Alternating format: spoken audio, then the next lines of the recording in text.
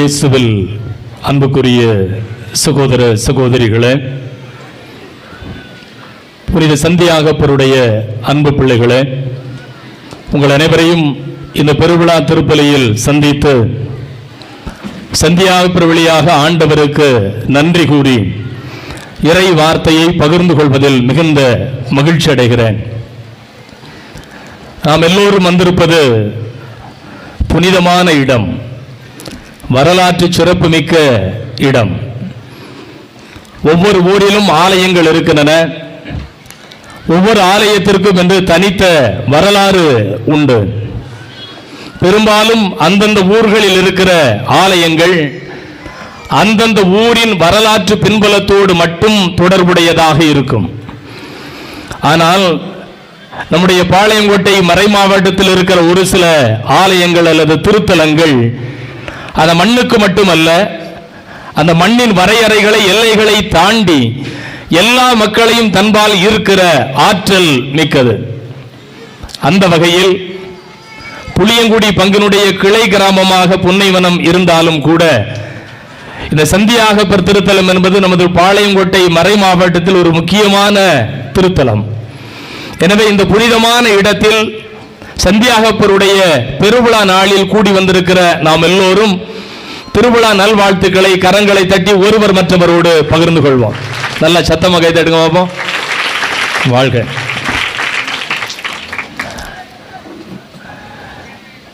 நம்முடைய பங்கு தந்தை அருட்தந்தை எட்வின் அவர்கள் இந்த ஆண்டு புனித சந்தியாகப்பருடைய பெருவிழாவின் மறையுரை சிந்தனைகளாக தூய ஆவியானவருடைய கனிகளை ஒவ்வொரு நாளும் சிந்தித்து இந்த 10வது திருவிழாவை தூய ஆவியின் கனிகள் அனைத்தும் பெற்ற பிறகு ஆவியின் கனிகள் நிறைந்தவர்களாய் புதிய வாழ்வை தொடங்க வேண்டும் என்று அழைத்திருக்கிறார்கள். எனவே புதிய வாழ்வை, தூய வாழ்வை இந்த திருவிழாவில் இருந்து நாம் தொடங்க வேண்டும் என்பதுதான் இன்றைய மறையுரை சிந்தனை. அப்ப இதுக்கு முன்னாடி நாம வாழலையா? இதற்கு முன்னால் வாழ்ந்த வாழ்விற்கும் இன்றிலிருந்து நாம் தொடங்க போகிற வாழ்விற்கும் என்ன தொடர்பு இருக்கிறது? அன்புக்குரியவர்களே, வாழ்வு என்பது கடவுள் நமக்கு தந்திருக்கிற ஆசீர்வாதம். விவிலியத்தில் எல்லா இறை வார்த்தைகளுமே மனிதனுடைய வாழ்விற்காக கொடுக்கப்பட்டதுதான். எனவேதான் விவிலியத்தை நாம் வாழ்வின் நூல் என்று சொல்கிறோம். Bible is a book of life. விவிலியம் என்பது என்னது? வாழ்வின் நூல். எனவே வாழ்வின் நூலில் இருந்து வருகிற வார்த்தைகள் எல்லோருமே நம்மை வாழ்விக்க கூடியதாகத்தான் இருக்கிறது. யோவான் எழுதின செய்தி 3ஆம் அதிகாரம் 16வது இறை வார்த்தையில் தந்தை கடவுள் இந்த உலகிற்கு தன் மகன் வழியாக எதை கொடுக்க வேண்டும் என்று நினைக்கிறார். ஒரு 3 இறை வார்த்தை சொல்லுகிறேன். இந்த 3 இறை வார்த்தையின் அடிப்படையில் தான் இந்த வாழ்வை கடவுள் நமக்கு தருகிறார். யோவான் எழுதின செய்தி 3ஆம் அதிகாரம் 16வது இறை வார்த்தை, தம் ஒரே மகன் மீது நம்பிக்கை கொள்ளும் எவரும் அழியாமல் நிலை வாழ்வை பெறும் பொருட்டு அந்த ஒரே மகனையே உனக்காக எனக்காக தாரை வார்க்கும் அளவிற்கு தந்தை கடவுள் இந்த உலகின் மீது பேரன்பு கொண்டிருந்தார் என்று யோவான் 3:16 சொல்லுகிறது. அன்புக்குரியவர்களே, இந்த உலகத்தில் இருக்கிற நாம் எல்லோரும் அழிந்து போக கூடாது என்று கடவுள் விரும்புகிறார். காரணம், இந்த உலகை அழியாமைக்காக படைத்தார். உன்னையும் என்னையும் கடவுள் வாழ வேண்டும் என்றுதான் படைத்தார். ஆதாம் ஏவாளை படைத்து ஏதேன் தோட்டத்தில் வைக்கிற பொழுது அவர்களுக்கு நித்திய நிலை வாழ்வை கொடுக்கிறார். எப்பொழுது பாவம் வருகிறதோ அப்பொழுதுதான் கடவுள் கொடுத்த வாழ்வு சீரழிந்து விடுகிறது. எனவே பாவத்தினால் சீரழிந்த வாழ்வு மீண்டும் புது வாழ்வாக மாற வேண்டும் என்பதற்காகத்தான் தந்தை கடவுள் தன் ஒரே மகனை இந்த உலகிற்கு அனுப்ப வேண்டும் என்று நினைக்கிறார். இதுதான் தந்தையின் நோக்கம். யோவான் எழுதின செய்தி 10ஆம் அதிகாரம் 10வது இறை வார்த்தையினுடைய 2வது பகுதி, மகன் இயேசு கிறிஸ்து இந்த உலகிற்கு நான் ஏன் வந்தேன் என்பதை மிக தெளிவாக சொல்கிறார். விவிலியத்தில் கடவுளுக்கு பல்வேறு உருவகங்கள் கொடுக்கப்படுகின்றன. அதில் ஒரு ஆகச்சிறந்த தலை சிறந்த உருவகம் தான் ஆயன் என்கிற உருவகம். எனவே இயேசுவும் தன்னை நல்ல ஆயன் என்று சொல்லுகிறார். இந்த நல்ல ஆயன் இந்த உலகிற்கு எதற்கு வந்தார்? யோவான் 10:10 இரண்டாவது பகுதி, என் ஆடுகள் வாழ்வு பெறும் பொருட்டு, அதுவும் நிறைவாக பெறும் பொருட்டு இந்த உலகிற்கு வந்தேன். தந்தை கடவுளின் நோக்கம் தன் மகன் வழியாக இந்த உலக மாந்தர்கள் எல்லோரும் வாழ்வை பெற்றுக் கொள்ள வேண்டும் என்பதற்காக. மகன் இயேசு கிறிஸ்துவுமே அதை தன்னுள் உணர்ந்தவராக, என் ஆடுகள் எல்லாம் வாழ வேண்டும், எப்பொழுதும் வாழ்கிற வாழ்க்கை அல்ல, அதுவும் நிறைவாக பெறும் பொருட்டு இந்த உலகிற்கு நான் வந்தேன் என்று சொல்லுகிறார். மூன்றாவது, யோவான் எழுதிய நற்செய்தி 20ஆம் அதிகாரம் 31வது இறை வார்த்தையில் இந்த ஒட்டுமொத்த விவிலியமும் ஏன் எழுதப்படுகிறது? நான் சொன்னேன், விவிலியம் என்பது வாழ்வின் நூல் அப்படின்னு. அதற்கு அடிப்படை இந்த வசனம் தான். யோவான் எழுதிய நற்செய்தி 20ஆம் அதிகாரம் 31வது வசனத்துல இந்த விவிலியம் ஏன் எழுதப்பட்டது என்பதற்கான நூலின் இலக்கை, நோக்கத்தை நற்செய்தியாளர் யோவான் சொல்லுகிறார். வாசிங்க. இயேசுவே இறைமகனாகிய மெசியா என நீங்கள் எல்லோரும் நம்புவதற்காகவும், நம்பி அந்த இயேசு கிறிஸ்துவனுடைய பெயரால் வாழ்வை பெற்றுக் கொள்வதற்காகவும் இந்த பைபிள்ல இருக்கிற எல்லாம் எழுதப்பட்டிருக்கிறது. யாராவது ஒருத்தங்க உங்களை பார்த்து பைபிளை பத்தி, இயேசுவை பத்தி, கிறிஸ்தவத்தை பற்றி தெரியாத ஒருவர் வந்து, ஏமா பைபிளை தூக்கிட்டு கோயிலுக்கு போறீங்களே, இவ்வளவு பெரிய புஸ்தகமா இருக்குதே, இந்த புத்தகத்தை ஏன் தான் எழுதுனாங்க? பெரும்பாலும் ஒரு நூலை எழுதுகிற பொழுது இதற்காகத்தான் இந்த நூலை எழுதுகிறேன் என்று அந்த நூலினுடைய ஆசிரியர் தொடக்கத்திலேயே ஆசிரியர் உரையில் சொல்லுவார். அவ யோவான் தன்னுடைய நூலினுடைய இறுதி வசனமாக அதை சொல்லுகிறார். எதற்காக இந்த விவிலியம் எழுதப்பட்டிருக்கிறது? இயேசுவே இறை மகனாகிய மெசியா என நீங்கள் எல்லோரும் நம்புவதற்காகவும், நம்பி அறிக்கையிடுவதற்காகவும், அந்த நம்பிக்கையினால் நீங்கள் வாழ்வை பெற்றுக் கொள்வதற்காகவும் இந்த விவிலியம் எழுதப்பட்டிருக்கிறது. அப்போ 3 வசனம். ஒன்று, யோவான் 3:16, தந்தையினுடைய நோக்கம் என்ன? நாம் எல்லாரும் நல்லா வாழணும் அப்படிங்கிறதுக்காகத்தான்.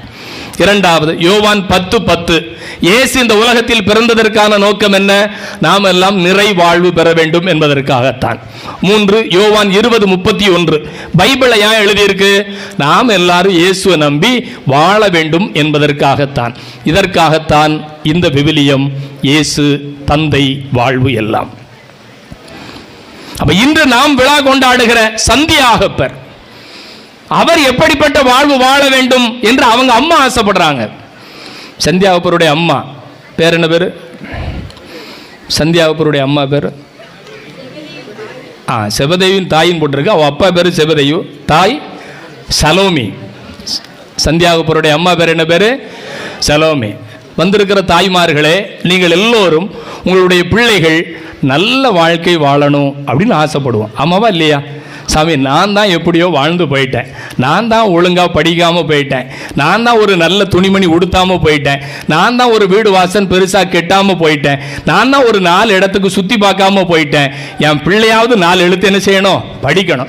என் பிள்ளையாவது ஒரு கார வீட்டில் என்ன செய்யணும்? இருக்கணும். என் பிள்ளையாவது ஒரு நல்ல இடத்துல வாக்கப்பட்டு நல்லா வாழணும். இப்படித்தான் எல்லா தாயும் ஆசைப்படுவார்கள். இங்கு வந்திருக்கிற தாய்மார்களே, நீங்களும் அப்படித்தான் ஆசைப்படுவீர்கள். அதை போலத்தான் நம் பாதுகாவலர் சந்தியாகப்பருடைய தாயும் ஆசைப்பட்டார், சலோமி.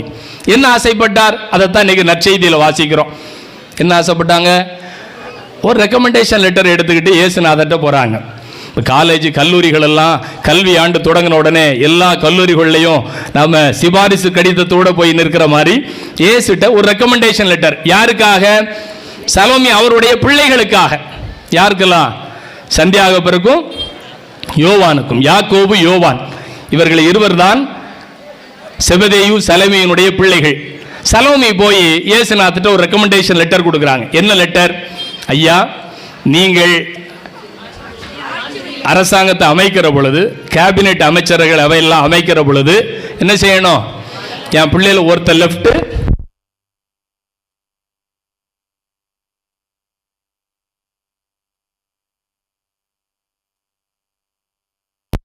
என்ன செய்யறாங்க? இப்ப நீங்கெல்லாம் இதை கேட்ட உடனே சந்தோஷப்படுறீங்களா, கோவப்படுறீங்களா? இந்த அம்மா சலோமி கேட்டது சரியா தவறா? சத்தமா சொல்லுங்க, மைக்கில் எல்லாம் சத்தமா சொல்லுங்க. சரிதானா? ஆனா 10 சீடர்களும் கோவப்படுறாங்களே. 12 அப்போஸ்தலர்கள் இருக்கிறாங்க. அதுல 2 பேருக்கும் இடமும் வலமும் இடம் வேணும்னு அவங்க அம்மா போய் ரெக்கமெண்டேஷன் கொடுக்காங்க. 10 பேரும் கோவப்படுறாங்க. அவங்க எல்லாம் தப்புன்னு நினைக்கிறாங்க. இயேசு இதை சரின்னு நினைச்சாரா தப்புன்னு நினைச்சாரா? இயேசு சரின்னு சொன்னாரா தப்புன்னு சொன்னாரா? அப்படிலாம் அவர் சொல்லல. நீங்க ஏன் சொல்றீங்களா? அவர் சொல்லல, சரின்னு சொல்லல, தப்புன்னு சொல்லல. இயேசுநாதர் எந்த இடத்திலையும் நேரடியாகவே என்ன செய்ய மாட்டார்? தீர்ப்பை சொல்ல மாட்டார். அதனுடைய முடிவை யார் கையிலே கொடுத்துருவாரு? நம்ம கையிலே கொடுத்துருவார். நீதான் என்ன செய்ய போற முடிவு, சரியா தவறா? வாழ்வும் சாவும் உன்னால் வைக்கப்பட்டிருக்கிறது, நீரும் நெருப்பும் உன் முன்னால் இருக்கிறது. நீ எதை தேர்ந்தெடுக்கிறியோ அதை என்ன செஞ்சுக்கலானே தேர்ந்தெடுத்துக் கொள்ளலாம். எனவே சலோமி கேட்டது சரியா தவறா என்று இங்கு தீர்ப்புக்கு இயேசு வரவே இல்லை. சலோமி கேட்டது சரியா தவறான்னு என்ன செய்யல, இயேசு தீர்ப்பு சொல்லவே இல்லை. நாம சொல்றோம், சில பேர் சரின்னு சொல்றோம். ஏன்னா முதல்ல நான் உங்ககிட்ட சொல்லிட்டேன், பெத்ததாய் பிள்ளைகள் நல்லா இருக்கணும் தான் என்ன செய்வா நினைப்பா. அப்படி நீங்க சொன்னதுனால அந்த தாயும் நம்மள மாதிரி தானே, அதனால அவ பிள்ளைகள் நல்லா இருக்கணும் அப்படின்னு என்ன செஞ்சுட்டா சலோமி நினைச்சிட்டா. அப்ப நாம என்ன நினைக்கிறோம், நமது பிள்ளைகள் எப்பொழுது நன்றாக இருப்பார்கள் நினைக்கிறோம். சலோமி என்ன நினைச்சா, இயேசுநாதர் ஒரு ஆட்சியை அமைக்கிற பொழுது அவர் அருகே இடமும் வலமும் அமர்ந்தால் நம்ம பிள்ளைங்க ரொம்ப நல்லா இருப்பாங்க அப்படின்னு நினைச்சா. நாமளும் அப்படிதான் நினைக்கிறோம். நம்ம பிள்ளைங்களுக்கு பேங்க்ல சொத்து சேர்த்து வச்சுட்டோம்னா பிள்ளைகள் நல்லா இருப்பாங்க. நம்ம பிள்ளைங்களுக்கு நல்ல கல்வியை கொடுத்துட்டா பிள்ளைங்க நல்லா இருப்பாங்க. நம்ம பிள்ளைங்களுக்கு கொஞ்சம் இடம் வாங்கி போட்டுட்டா பிள்ளைங்க நல்லா இருப்பாங்க. நம்ம பிள்ளைங்களுக்கு கொஞ்சம் நகை சேர்த்து வச்சுட்டா நம்ம பிள்ளைங்க நல்லா இருப்பாங்க. இப்படித்தான் நாமும் ஆசைப்படுகிறோம். அவளும் அப்படித்தான் ஆசைப்பட்டாள். அன்புக்குரியவர்களே, இயேசுவினுடைய காலத்தில் ரோமையர்கள் ஆட்சி செய்து வந்தார்கள். அந்த ரோமையர்களை எதிர்த்து போரிட்டு அவர்களை எல்லாம் வீழ்த்தி மீட்பர் மெசியா என்று எதிர்பார்க்கப்பட்ட இயேசு ஒரு புதிய ஆட்சியை அமைப்பார். தாவீதை போல, சாலமோனை போல ஒரு பேரரசை உருவாக்குவார். அப்படி பேரரசை உருவாக்குகிற பொழுது அவர் அருகே இடமும் புறமும் படை தளபதிகளாக என் பிள்ளைகள் இருக்க வேண்டும் என்று ஆசைப்பட்டார்.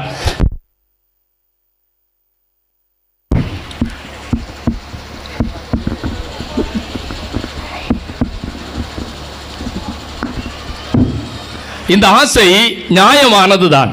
எதனால நியாயமானதுன்னு சொன்னேன், ஒரு தாய் என்கிற நிலையில் மட்டுமல்ல. அப்ப 10 பேர் இருக்கிறாங்கல்ல, இந்த 10 பேர்ல எந்த நிலையில் இவருடைய பிள்ளைகள் முதன்மையானவராக மாறிவிடுகிறார்கள்? இயேசுவை பெற்றெடுத்த அன்னை மரியாளும் சலோமியும் அக்கா தங்கச்சி, அவங்க 2 பேரும் உறவினர்கள். அப்படின்னா யாக்கோபு யோவான் அவர்களும் இயேசுவும் யாரு? சகோதரர்கள். அதனாலதான் விவிலியத்தில் நாம பார்க்கிறோம், உடைய தாயும் உடைய சகோதரர்களும் பார்ப்பதற்காக வந்து நிற்கிறார்கள்.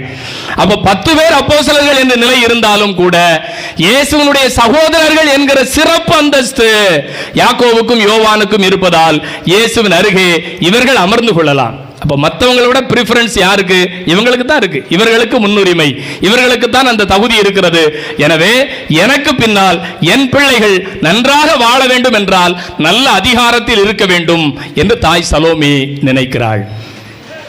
ஆனால் அன்புக்குரியவர்களே, அதிகாரத்தில் இருப்பது மட்டும் ஒருவனுக்கு வாழ்வை கொண்டு வந்து விடாது. அதிகாரத்தில் இருந்தவர்கள் எல்லாம் பாருங்கள், நல்லா வாழ்ந்துட்டாங்களா? இந்த உலகத்தில் ஹிட்லர் மிகப்பெரிய சர்வாதிகாரியாக அதிகாரத்தில் இருந்தவன் கடைசி தற்கொலை செய்து செத்து போனான். உலகத்தில் இருக்கிற எல்லா பேரரசர்களும் ஆட்சி அதிகாரம் தான் எனக்கு இலக்கு என்று வாழ்ந்த எல்லா பேரரசர்களும் கடைசியில் மண்ணுக்குள் போனார்கள். அலெக்சாண்டர் உட்பட கரங்களை வெளியே விரித்து வைத்துவிட்டு நான் வெறுமனே வந்தேன், வெறுமனே மண்ணுக்கு செல்கிறேன் என்கிற பாடத்தை தான் கற்றுக் கொடுத்தார்கள். எனவே அதிகாரம் என்பது ஒரு மனிதனுக்கு நல்ல வாழ்வை தந்து விடாது. இல்லை என்றால் அதிகாரம் மட்டுமே ஒரு மனிதனுக்கு நல்ல வாழ்வை தந்து விடாது. அப்படி என்றால் உங்கள் வாழ்க்கை அன்பாய் இருக்க வேண்டும். கடவுள் நம்மை எதற்காக அழைத்திருக்கிறார்? தெசலோனிக்கருக்கு எழுதிய முதல் கடிதம் 4ஆம் அதிகாரம் 7வது இறை வார்த்தையில் திருத்தூதர் பவுல் இந்த கடவுள் நம்மை எதற்காக அழைத்தார் என்று சொல்கிறார். கடவுள் நம்மை ஒழுக்க கேட்டிற்கு அல்ல, தூய வாழ்விற்கே அழைத்தார். அப்ப கடவுள் எதற்காக உன்னை என்னை அழைத்தார்? நம்ம சொன்ன கடவுள் எதற்காக நம்மை படைத்தார்? வாழ வேண்டும் என்பதற்காக. வாழ்க்கை என்றால் ஏதோ வாழ்க்கை அல்ல. அவனும் அவளும் வாழ்கிறார், 10ஓடு 11, அத்தோட நானும் 1, கூட்டத்தோட கூட்டமா நானும் வாழ்கிறேன் என்ற வாழ்க்கை அல்ல. ஒழுக்க கேட்டிற்கான வாழ்க்கைக்கு அல்ல, தூய வாழ்விற்காகத்தான் கடவுள் நம்மை அழைத்திருக்கிறார். எனவே இந்த தூய வாழ்க்கையை பெற்றுக்கொள்வதற்கு அதிகாரம் மட்டும் நிலை அல்ல. நீங்கள் ஒருவரில் கொண்டிருக்கிற உறவு எத்தகையது என்பதுதான் முதன்மையானது. நீங்கள் ஆண்டவரோடு கொண்டிருக்கிற உறவை எப்படி வெளிப்படுத்துகிறீர்கள்? அப்ப இயேசு சொல்கிறார், இடமும் புறமும் அமர வைப்பது எனது விருப்பம் அல்ல, எனது நோக்கம் அல்ல, அது என் வேலை இல்லை, அது தந்தை கடவுள். அவர் யாருக்கு வைத்திருக்கிறாரோ அவர்களுக்குத்தான் அது கிடைக்கும். எனது பணி இங்கு செய்வதுதான். எனவே அதிகாரத்தில் இருந்து மட்டுமல்ல, ஆண்டவர் கொடுத்த பணியை, தந்தை கொடுத்த பணியை செய்வதில்தான் என்னுடைய வாழ்க்கை புதிய வாழ்வாக அமைகிறது என்பதை அவர் புரிந்து கொள்கிறார். அப்போ சொல்றார், நான் குடிக்க போகிற துன்ப கிண்ணத்தில் உங்களால் குடிக்க முடியுமா? உடனே எதை பத்தியுமே யோசிக்காம சந்தியாபுரம் என்ன சொல்றாரு, யாக்கோபு, யோவான், சலோமே என்ன சொல்றாங்க, ஆமா எங்களால் என்ன செய்ய முடியும், குடிக்க முடியும். இவங்க என்ன நினைச்சிருப்பாங்க, யோவான் 2வது அதிகாரத்தில் கானா ஒரு கல்யாணத்தில் போய் ரசம் குடிச்சாங்க பாருங்க. ஆமா, அவர் குடிச்சிட்டு வைப்பாரு, நம்ம திரும்ப என்ன செய்யலாம், மடக்குன்ட்டு குடிச்சிடலாம். அடுத்த வாரவனுக்கு இருக்கோ இல்லையோ அதை பத்தி நாம என்ன செய்ய வேண்டாம், கவலைப்பட வேண்டாம். அவ்வளவுதானே. போற இடத்துல எல்லாம் இயேசுநாதருக்கு நல்ல சாப்பாடு, நல்ல ரசம், கானா ஒரு கல்யாணத்தில் கிடைச்ச மாதிரி, அத மாதிரி அவருக்கும் கிடைக்கும். நாமளும் என்ன செஞ்சிடலாம், குடிச்சுக்கிடலாம். ஆமா, எங்களால குடிக்க முடியும் என்று சொன்னார்கள். ஆனால் இயேசு சொன்ன துன்ப கிண்ணம் நீங்கள் கானாவூரில் பருகிய ரசக்கிண்ணம் அல்ல, கல்வாரியில் நீங்கள் பருக வேண்டிய துன்ப கிண்ணம். அது உங்களால முடியுமா? அப்போ புரியாம சொன்னாங்க முடியும் என்று. ஆனால் சந்தியாகப்பர் இயேசுனுடைய துன்ப கிண்ணத்தில் பருகினார். அதை தான் நாம சொல்றோம். திருச்சபை வரலாற்றில் முதல் மறைசாட்சியாக, திருத்தூதர்களில் முதல் மறைசாட்சியாக தலை வெட்டப்பட்டு சந்தியாகப்பர் இறந்தார். கிபி 33வது ஆண்டுல இயேசு கல்வாரியில் சிலுவையில் இறந்தார். கிபி 44வது ஆண்டு, இயேசு இறந்த 10 ஆண்டுகளுக்குள் முதல் மறைசாட்சியாக தலை வெட்டப்பட்டு இயேசுவின் துன்ப கிண்ணத்தை 12 அப்போஸ்தலர்களில் முதலில் பருகியவர் நமது பாதுகாவலர் சந்தியாகப்பர். அவனுக்கு திருப்பலியினுடைய தொடக்கத்தில் முன்னுரையில் வாசிச்சோம், நல்ல தொடக்கம் நல்ல முடிவு. சலோமே நினைச்சாப்புல இடமும் வலமும் அமர்வதுதான் நல்ல தொடக்கம் அப்படின்னு நினைச்சாங்க. இல்ல, பல நேரங்களில் நம்முடைய முடிவு இலக்கு நம்மளுக்கு தெளிவா தெரியும், ஆனால் தொடங்குவது எப்படி என்று சரியாக தெரியவில்லை. இயேசுநாதருக்கு இலக்கும் சரியா தெரியும், பாதையும் சரியாக தெரிந்தது. இலக்கு என்ன? சிலுவை, கல்வாரி, எருசலேம், அதுதான் இலக்கு. எனவேதான் அவருடைய பாதையையும் அவர் சரியாக அமைத்துக் கொண்டார். இந்த ஆட்சி அமைப்பதற்காக குதிரையில் சென்றவர் அல்ல, அமைதியை உருவாக்குவதற்காக கழுதையில் பயணித்தவர் தான்.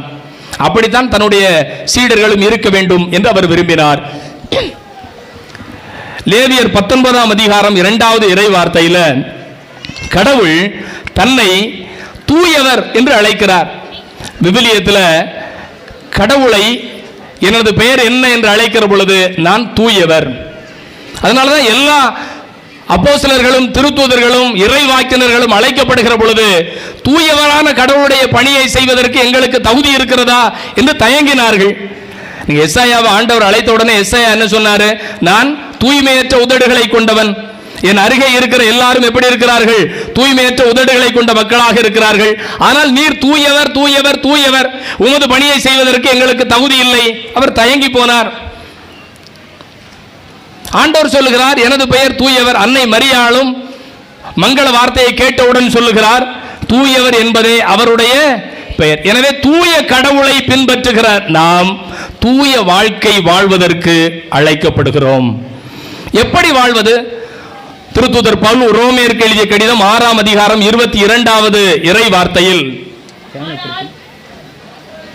ரோமேயர் 6ஆம் அதிகாரம் 22வது வசனம், இப்பொழுது நீங்கள் பாவத்தினின்று விடுதலை பெற்றுவிட்டால் கடவுளுக்கு அடிமைகளாகிவிட்டு, இதுவரை நீங்கள் பாவத்திற்கு அடிமைகளாக இருந்தீர்கள், இருளின் பிள்ளைகளாக இருந்தீர்கள், உடலின் இச்சைக்குரிய பிள்ளைகளாக இருந்தீர்கள். இந்த 10 நாள் அதுதான் மறையுரை. நீங்கள் உடலின் இச்சைக்குரிய செயல்பாடுகள் அல்ல, ஆவியின் கனிகளில் என்ன செய்யணும், வளரணும். எனவே இதுவரை பாவத்திற்கு அடிமைகளாக இருந்தீர்கள், இப்பொழுது பாவத்தை விட்டுவிட்டால், வாசிங்க, இதனால் நீங்கள் காணும் பயன் என்ன? நீங்கள் எப்பொழுது பாவத்தை விட்டு விடுகிறீர்களோ அப்பொழுது ஆண்டவர் உங்களுக்கு பரிசாக தூய வாழ்வை கொடுக்கிறார். அந்த தூய வாழ்வினுடைய முடிவு என்பது என்ன? நிலை வாழ்வு. பல நேரங்களில் நாம் வாழ்க்கை என்பதை இந்த உலகத்தோடு மட்டுமே நிறுத்தி விடுகிறோம். சலோமி நினைச்சது காரணம் அதுதான். இந்த உலகத்துல நல்ல வாழ்க்கை வாழணும்னா பதவி வேணும், பணம் வேணும், அதிகாரம், அந்தஸ்து வேணும். அதனாலதான் யாக்கோபனுடைய அம்மா போய் ரெக்கமெண்டேஷன் பண்றாங்க. ஆனால் பவுல் சொல்லுகிறார், தூய வாழ்க்கை என்பது என்ன? அது நிலை வாழ்வு. ஒருவேளை இந்த உலகத்தில் அந்த வாழ்க்கை உங்களுக்கு முழுமையாக இல்லாமல் போய்விடலாம். அதனால இயேசு சொன்னார், துன்ப கிண்ணத்தை பருகுவது, அதன் பிறகுதான் தூய வாழ்வு, அதுதான் நிலை வாழ்வு. இந்த உலகத்தில் எல்லாம் பெற்றுக்கொண்டு வாழ்கிற வாழ்க்கை அல்ல, ஆண்டவரோடு இணைந்திருக்கிற வாழ்க்கை, அதுவே எனக்கு தேவை. திருத்தூதர் பவுல் கொரிந்தியருக்கு எழுதிய முதல் கடிதம் 7ஆம் அதிகாரம் 14வது இறை வார்த்தையில், ஒரு குடும்பத்தில் கணவன் மனைவி ஒருவர் ஒருவருக்கு தூய வாழ்க்கை வாழ எப்படி உதவி செய்ய முடியும் என்று பவுல் சொல்கிறார். 1 கொரிந்தியர் 7:14. நம்பிக்கை கொள்ளாத கணவர் நம்பிக்கை கொண்ட தம் மனைவியின் நடத்தையினால் தூயவராகிறார். பல நேரங்களில் நாம் என்ன நினைக்கிறோம்? சாமி, நான் கோயிலுக்கு வரேன், நான் பூசையில பங்கெடுக்கிறேன், நான் தியானத்துக்கு போறேன், நான் முழுரவு ஜெபத்தில் இருக்கிறேன், நான் பைபிள் வாசிக்கிறேன், நான் ஜெபமாலை சொல்றேன். ஆனால் என் வீட்டில் என்னுடைய கணவனோ என்னுடைய பிள்ளைகளோ அதற்கு ஏற்ற வாழ்வு வாழவில்லை. எனவே ஒரு குடும்பம் என்பது தனி மனிதர்களுடைய தூய வாழ்க்கை தான், ஆனால் தனியாக மட்டுமே இருப்பது அல்ல. அப்ப பவுல் சொல்கிறார், மனைவியாக நீங்கள் தூய்மையாக இருக்கிற பொழுது, திரும்ப வாசிங்க, நம்பிக்கை கொள்ளாத கணவர் நம்பிக்கை கொண்ட தன்னுடைய மனைவியினால் தூயவர் ஆகிறார். உங்க கணவருக்கு தூய வாழ்க்கை இல்லைன்னாலும் பரவாயில்ல, அவர் நம்பிக்கை இல்லாமல் இருந்தாலும் பரவாயில்ல, உங்களுடைய நம்பிக்கையான வாழ்க்கையினால், உங்களுடைய தூய்மையான வாழ்க்கையினால் உங்கள் கணவர் என்ன செய்வார்? தூய வாழ்க்கைக்கு வாழ்வார். தொடர்ந்து கணவருக்கு மட்டுமல்ல, திரும்ப மனைவிக்கும் என்ன செய்கிறார்? பவுல் சொல்லுகிறார், அப்படியே நம்பிக்கை கொள்ளாத மனைவி நம்பிக்கை கொண்ட கணவனால் தூய வாழ்க்கை. அப்ப கணவன் மனைவியால், மனைவி கணவனால், ஒருவர் ஒருவரால் தூய வாழ்வுக்கு அழைக்கப்படுகிறீர்கள். அப்ப ஒரு குடும்பத்தில் ஒருவருடைய ஆசீர்வாதம் மற்றவர்களுக்கும் கடந்து செல்கிறது. நம்மளுக்கு நல்லா தெரியும், சக்கேயு மட்டும்தான் ஆண்டவரை பார்க்க வேண்டும் என்று ஆசைப்பட்டு ஒரு மன மாற்றத்திற்கு, தூய வாழ்க்கை வாழ்வதற்கு முயற்சி செய்கிறார். அப்பந்தான் ஆண்டவர் அந்த வீட்டுக்கு போய், இன்று சக்கேயுவுக்கு மீட்பு உண்டாயிற்று அப்படின்னு சொல்லாம, இன்று இந்த வீட்டிற்கு மீட்பு உண்டாயிற்று. அப்போ ஒரு குடும்பத்தில் ஒருவர் தூய வாழ்க்கை வாழ தொடங்குகிற பொழுது அந்த ஒருவரால் அந்த குடும்பமே தூய வாழ்வால் ஆசீர்வதிக்கப்படுகிறது. கணவன் மனைவிக்காக, மனைவி கணவனுக்காக, பெற்றோர் பிள்ளைகளுக்காக, பிள்ளைகள் பெற்றோருக்காக நீங்கள் தூய வாழ்வினுடைய முன் அடையாளமாக வாழ அழைக்கப்பட்டிருக்கிறீர்கள். ரோமையர் 1 அதிகாரம் 12வது வசனத்துல திருத்துதர் பவுல் தன்னோடு பணியாற்றுகிற மற்ற பணியாளர்கள், அப்ப குடும்பத்தில் மட்டுமல்ல, ஒரு தூய வாழ்க்கையினுடைய தொடக்கம் என்பது கணவன் மனைவி பெற்றோர் பிள்ளைகள் உங்க குடும்பத்தில் மட்டும் தொடங்கினால் போதாது. ஒரு தெருவில், ஒரு அன்பியத்தில், ஒரு ஊரில், ஒரு பங்கில், சமூகத்தில் இருக்கிற எல்லோருடைய வாழ்க்கையும் தூய வாழ்வாக தொடங்கப்பட வேண்டும். அதற்கு ஒரு வழியை பவுல் சொல்கிறார். ரோமையர் 1:12, நீங்கள் கொண்டுள்ள நம்பிக்கையால் நானும், பவுல் சொல்றார், அந்த ரோமை நகரத்தில் இருக்கக்கூடிய மக்கள் எல்லாரையும் பார்த்து சொல்கிறார், ரோமையர்களே, நீங்கள் எல்லோரும் கொண்டிருக்கிற நம்பிக்கையினால் நானும், நான் கொண்டிருக்கிற நம்பிக்கையால் நீங்களும் ஒருவருக்கு ஒருவர் ஊக்கமுடன் வாழ வேண்டும் என்பதற்காகவே நான் ஆசைப்பட்டு இதை உங்களுக்கு சொல்லுகிறேன். எனவே ஒரு சமூகத்தில் வாழுகிற சக மனிதனுடைய தூய வாழ்க்கைக்கு நானும் கடமைப்பட்டிருக்கிறேன். எனக்கு என்ன அப்படின்னு வாழ முடியாது. காயனை பார்த்து உன் சகோதரனை எங்கே என்று கடவுள் கேட்கிற பொழுது, நான் அவனுக்கு என்ன வாட்ச்மேனா? அவன் எங்க போறான் எங்க வாரான் அப்படின்னு அவன் பின்னாடியே பார்த்து கொடுக்க எனக்கா சொல்லி, எனக்கு வேற வேலை கழுத இல்லையா அப்படின்னு என்ன செய்ய முடியாது. நம்ம ஏனோ தானோ என்று தட்டி கழிக்க முடியாது. உனக்கு பொறுப்பு இருக்கிறது. ஆபேலை கொன்றுவிட்டு பொறுப்பற்ற தனத்தில் இருந்த காயினை போல நாமும் இந்த சமூகத்தில் வாழ்ந்துவிட முடியாது. இந்த சமூகத்தில் இருக்கிற மற்ற மனிதனும் தூய வாழ்க்கை, சமமான வாழ்க்கை, அன்பான வாழ்க்கை, உறவான வாழ்க்கை, மனித மாண்போடு கூடிய வாழ்க்கையை வாழ்வதற்கு எனக்கு கடமை இருக்கிறது. அந்த கடமையை தான் பவுல் சொல்கிறார். உங்கள் நம்பிக்கையால் நானும், எனது நம்பிக்கையால் நீங்களும் ஊக்கமடைய வேண்டும் என்பதற்காகவே நான் இதை அனைத்தையும் என்ன செய்கிறேன், உங்களுக்கு சொல்லுகிறேன். இறுதியாக இன்று வாசிக்கப்பட்ட 2வது வாசகத்தில் திருத்துதர் பவுல் கொரிந்தியருக்கு எழுதிய 2வது கடிதத்தில் 4வது அதிகாரம் 8வது இறை வார்த்தையில் அவர் சொல்கிறார்.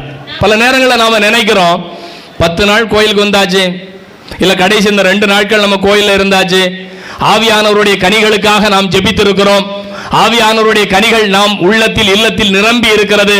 எனவே இனிமேல் நம்மளுக்கு துன்பம் இல்லை, துயரம் இல்லை, பிரச்சனைகள் இல்லை, இன்னல்கள் இடர்பாடுகள் இல்லை என்று நினைக்கிறோம். சலோமி எப்படித்தான் நினைச்சா, இயேசுநாதர் பக்கத்துல லெஃப்ட் அண்ட் ரைட் உட்கார வச்சாச்சுன்னா என் பிள்ளைகளுக்கு கஷ்டமே இல்லை அப்படின்னு நினைச்சா.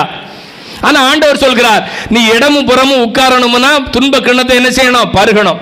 அப்ப துன்பங்கள் வந்தாலும் நாம் துயண்டு விடாமல் தூய வாழ்க்கை எப்படி வாழ்வது? அதற்கு தான் இந்த 2வது வாசகத்தில் பவுல் சொல்கிறார். 8வது வசனம், நாங்கள் எல்லா சூழ்நிலைகளிலும் இன்னலுற்றாலும். உங்க வாழ்க்கையில இன்னல்கள் வரும், வாழ்க்கையில இன்னல்கள் வரும். 10 நாள் நம்ம சந்தியாபுரம் பார்த்து ஜெபம் பண்ணி பூசகரத்தை ஒப்பு கொடுத்து கோயிலை சுத்தி கும்பிட்டுட்டு மெழுகுதிரி ஏத்தி மாலையை போட்டுட்டு தேரை கும்பிட்டுட்டு போயாச்சுன்னா துன்பமே இல்லை அப்படின்னு நினைக்க கூடாது. சாமி அதுக்கு தானே வந்தோம், ஆமா அதுக்கு தான் வந்தோம். ஆனா விவிலியம் சொல்லுகிறது, எங்களுடைய வாழ்க்கையில் வாசிங்க, எல்லா சூழ்நிலைகளிலும் இன்னலுற்றாலும் மனம் உடைந்து போவதில்லை, குழப்பமுற்றாலும். குழப்பங்கள் வரும். 4 திசைகள் சந்திக்கிற நேரத்தில் எந்த திசையில பயணிக்கணும் தெரியாம வெளிப்பதை போல பாடல் இருப்பதை போல நம்ம வாழ்க்கையிலும் என்ன வரும்? குழப்பம் வரும். எந்த பக்கம் செல்வது? குழப்பம் வரும். அப்ப நீங்க அவநம்பிக்கையில வீழ்ந்து விடக்கூடாது. விவிலியம் சொல்கிறது, குழப்பமுற்றாலும் நம்பிக்கை இழப்பதில்லை. அடுத்து, துன்புறுத்தப்பட்டாலும் கைவிடப்படுவதில்லை. ஸ்பெயின் நாட்டில் சந்தியாகப்பர் போய் ஆண்டவருடைய வார்த்தை அறிவிக்கணும் போறார். உலகெங்கும் சென்று படைப்பிற்கெல்லாம் நற்செய்தியை பறைசாற்றுங்கள் உயிர்த்த இயேசு மார்க் 16-15 சொல்லிட்டு போயிட்டார். உடனே அப்போஸ்தலர்கள் சீட்டு குலுக்கி போட்டு என்ன செஞ்சாங்க? எந்தெந்த நாட்டுக்கு போகணும்னு ஒவ்வொருத்தரா போயாச்சு. தோமையார் இந்தியாவுக்கு வந்தார். அப்போ சந்தியாகப்பர் எங்க போயிட்டாரு? ஸ்பெயினுக்கு போயிட்டார். அங்க போய் இறை வார்த்தை அறிவித்து பார்க்கிறார். பலவிதமான எதிர்ப்புகள், பிரச்சனைகள், நெருக்கடிகள், நோய் நொடிகள். இவரால் எதிர்த்து என்ன செய்ய முடியல, சமாளிக்க முடியல. ரொம்ப டயர்டா சோர்ந்து போய் ஒரு ஆத்து ஓரமா என்ன செஞ்சிட்டார்? உட்கார்ந்துட்டார். அப்பதான் மாதா என்ன செய்யறாங்க? சந்தியாகப்பருக்கு காட்சி கொடுக்கிறார்கள். காட்சி கொடுத்து தன்னுடைய திருவுருவம் தாங்கிய ஒரு மரச்சிறுவத்தை கொடுத்து, நீ துவண்டு விடாமல் துணிச்சலோடு என்ன செய்? நற்செய்தி அறிவிப்பு பணியை செய் அப்படின்னு சொல்றாங்க. இந்த இடத்துல கோயில கட்டு, இந்த சிறுவத்தை வைத்து நீ வழிபாட்டை ஆரம்பி, இறை வார்த்தையை அறிவி, என் மகன் உன்னோடு இருப்பான் அப்படிங்கிற நம்பிக்கை என்ன செய்யறாங்க? மாதா சந்தியாகப்பருக்கு கொடுக்கிறாங்க. அப்போ அவர் துவண்டு போய் இருந்த, அவநம்பிக்கையில் இருந்த, குழப்பத்தில் இருந்த சந்தியாகப்பர் என்ன செய்கிறார்? அன்னை மரியாவின் காட்சியை கண்டு புத்துணர்வோடு வருகிறார். அப்போதான் அந்த இடத்துல அவர் ஆலயத்தை கட்டுகிறார். இன்றும் உலக புகழ்பெற்ற பேராலயமாக அது இருக்கிறது. அவர் லேடி ஆஃப் பில்லர்ஸ் என்கிற அந்த பேராலயம். அங்கேதான் மரியாள் சந்தியாகப்பருக்கு காட்சியில் கொடுத்த அந்த மரச்சிறுவம் இருக்கிறது. எனவே பவுல் சொல்லுகிறார், நீங்கள் குழப்பமுற்றாலும் என்ன செய்யக்கூடாது? நம்பிக்கை இழக்கக்கூடாது. 9வது வசனம், துன்புறுத்தப்பட்டாலும் நாம் கைவிடப்படுவதில்லை, வீழ்த்தப்பட்டாலும் அழிந்து போவதில்லை. அன்புக்குரியவர்களே, நாம் என்ன நினைக்கிறோம்? நம்மை வீழ்த்தி விட்டால் நாம் அழிந்து போனோம் என்று நினைக்கிறோம். ரோமர்கள் அப்படித்தானே நினைச்சாங்க. இயேசுவை வீழ்த்தியாச்சு. எங்க வீழ்த்தியாச்சு? சிலுவையில் வீழ்த்தியாச்சு. இயேசுவை வீழ்த்தியாச்சு. எங்க வீழ்த்தியாச்சு? கல்லறையில் வீழ்த்தியாச்சு. செத்து போனார், சாப்டர் முடிஞ்சு போச்சுன்னு நினைச்சாங்க. ஒரு ஆள் இயேசு அடிச்சாச்சுன்னா 12 அப்போஸ்தலர்கள் இருக்க இடம் தெரியாம ஓடி போயிட்டாங்க. முடிஞ்சு போச்சுன்னு நினைச்சாங்க. ஆனால் அங்கே அவர் வீழ்த்தப்படவில்லை, புதைக்கப்படவில்லை, புதிய செடியாய் விருட்சமாய் முளைத்து வந்தார். வாழ்க்கையே முடிந்து போனது. எதோட? கல்வாரியோடு, கல்லறையோடு என்று நினைத்தார்கள். ஆனால் அங்கிருந்து தான் புதிய வாழ்க்கை தொடங்கியது. 12 அப்போஸ்தலர்களும் சிதறுண்டு போனார்கள். கதவுகளை அடைத்துக் கொண்டு பயந்து போய் பதுங்கி போயிருந்தார்கள். ஆனால் பெந்தேகோஸ்தே பெருவிழாவில் தூய ஆவியானவர் வந்தார். அங்கே புதிய வாழ்க்கை தொடங்கியது. என் அன்புக்குரிய பிள்ளைகளே, சந்தியாகப்பரை தேடி வந்திருக்கிற நம்முடைய வாழ்க்கையிலும் இதை போன்ற கல்வாரி அனுபவங்கள், புறந்தள்ளப்படுகிற அனுபவங்கள், துன்பங்கள், துயரங்கள், இடர்பாடுகள், இன்னல்கள், குழப்பங்கள், இவை எல்லாம் வரும். எல்லாம் வந்தாலும் ஆண்டவர் சொல்கிறார், என் அன்பு மகனே, என் அன்பு மகளே, நான் உன்னை விட்டு விலகுவதில்லை. நான் உன்னோடு இருக்கிறேன். உன்னை என் கரங்களுக்குள் நான் வைத்துக் கொண்டிருக்கிறேன். நீ என் கண்களுக்குள் விலையேற பெற்றவளாய் இருக்கிறாள். உன்னை நான் கைவிடுவதில்லை. நான் வாக்கு மாறாதவன். என்னாலும் நான் உன்னோடு இருக்கிறேன். அப்படி என்னோடு இருக்கிற ஆண்டவர் தான் எல்லா துன்பங்களையும் தாண்டி தூய வாழ்வில் தொடர்ந்து பயணிக்க எனக்கு அருள் தருகிறார். அதற்காக நமது பாதுகாவலர் புனித சந்தியாவுடைய வல்லமையான பரிந்துரையை கேட்டுக்கொள்வோம். ஒரு குடும்பத்தில் கணவன், மனைவி, பெற்றோர், பிள்ளைகள் ஒருவர் ஒருவருக்காகவும், ஒரு சமூகத்தில் சகோதர அன்போடு மற்றவர்களுக்காகவும் தூய வாழ்வில் பயணிக்க ஒருவர் ஒருவரோடு இணைந்து முயற்சிப்போம். ஆமென்.